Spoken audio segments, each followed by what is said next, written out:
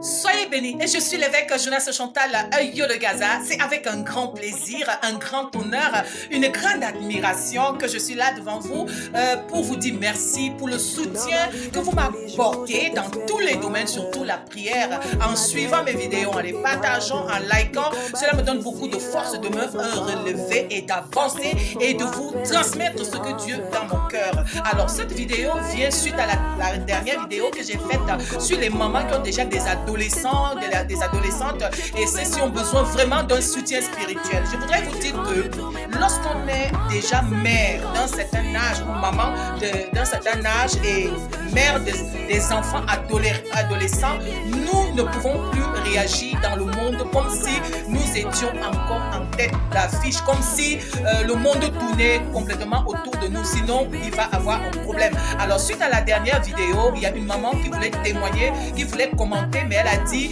qu'elle n'arrivait pas. Alors il fallait que je fasse cette vidéo pour donner son témoignage. Elle dit ceci: révérende, ce que tu as expliqué est tellement vrai, parce que il est arrivé que ma fille qui a 26 ans est tombée enceinte et on est allé à l'hôpital et le docteur a dit que l'enfant était trisomique ou quelque chose de ce genre, une grossesse de 5 mois, il fallait avorter, il fallait enlever le bébé. Et elle a dit waouh Seigneur, sa fille était ébranlée et elle a pris sur elle. Elle dit non, elle a entendu une voix qui lui disait: tiens-toi, le Satan veut voler ton petit-fils, tiens-toi, prie, intercède. Elle dit qu'elle a pris, le médecin a dit ok, on va faire un dernier examen et ensuite maintenant on va prendre la décision. Dans tous les cas, c'est déjà fait, bref. Et c'est comme ça qu'elle a pris 9 jours de jeûne et de prière avec sa fille.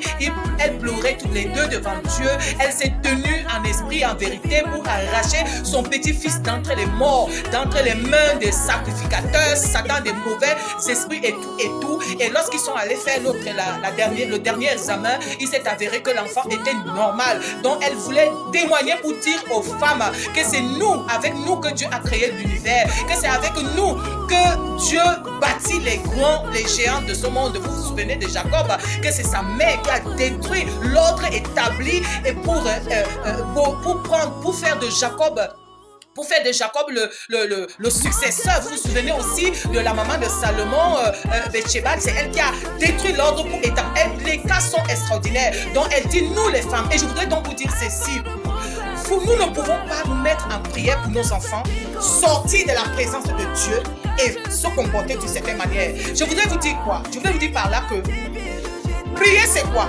C'est se mettre en position, prendre une position de la sanctification, purifier son corps, son âme, pour entrer en présence de Dieu, faire un échange avec Dieu, lui donner nos requêtes et puis attendre qu'il nous réponde. Sinon, ce n'est pas la prière, c'est le blablabla.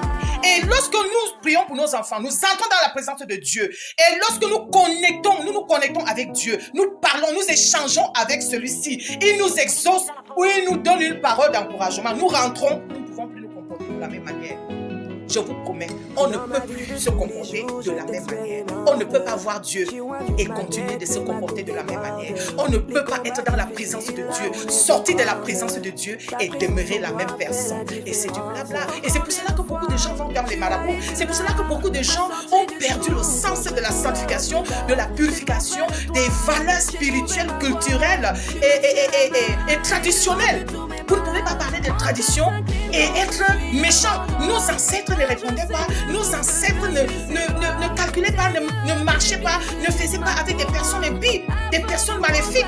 C'est justement la religion qui a amené le fait que, tu vois, tu peux aller à l'église en sortant du 3e bureau, tu peux aller à l'église après avoir mangé ton frère à la sorcellerie, tu peux aller à l'église en couchant avec des maris de truie, tu peux aller à l'église en volant, en pillant, en faisant ceci. On voit l'exemple, suivez l'exemple. Qui sont les premiers, qui occupent les premières places dans les églises, c'est pas toujours des personnes pieuses. Alors je vais vous dire, maman, et le temps est grave, l'heure est grave. Tenons-nous, levons-nous en esprit, en vérité. Prions pour nos enfants, intercédons, parce que l'heure est grave. Quand nous regardons les cieux nous annoncent des nouvelles pour nous dire, priez, jeûnez. Et je voudrais vous dire, j'ai laissé sur mon mur des prières pour nos enfants. Et nous sommes déjà en octobre, novembre, décembre. Les mois d'hébreu, c'est les mois de sacrifice. d'injustice. C'est le mois dangereux. Faites ces 2 prières le matin et le soir. Pour vos enfants, prononcez le nom de vos enfants. Priez pour vos enfants. C'est le véritable héritage.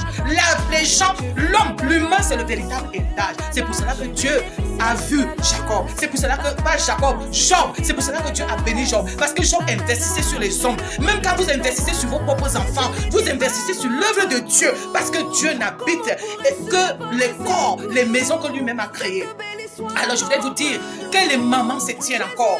Priez, vos enfants sont déjà en âge de compter sur vous. Vos enfants sont en âge. Et surtout quand vous n'avez plus de parents derrière vous. Moi par exemple, mes 2 parents sont déjà décédés. Donc je dois me tenir. Je suis déjà, comme on appelle les bibliques, c'est-à-dire les gardiens de l'héritage. Soyons donc des véritables bons et bonnes gardiens d'héritage. Et transmettons à nos enfants des meilleures valeurs. Le Cameroun compte sur nous. Vos familles comptent sur nous. Et nos enfants aussi. Soyez bénis et veuillez partager.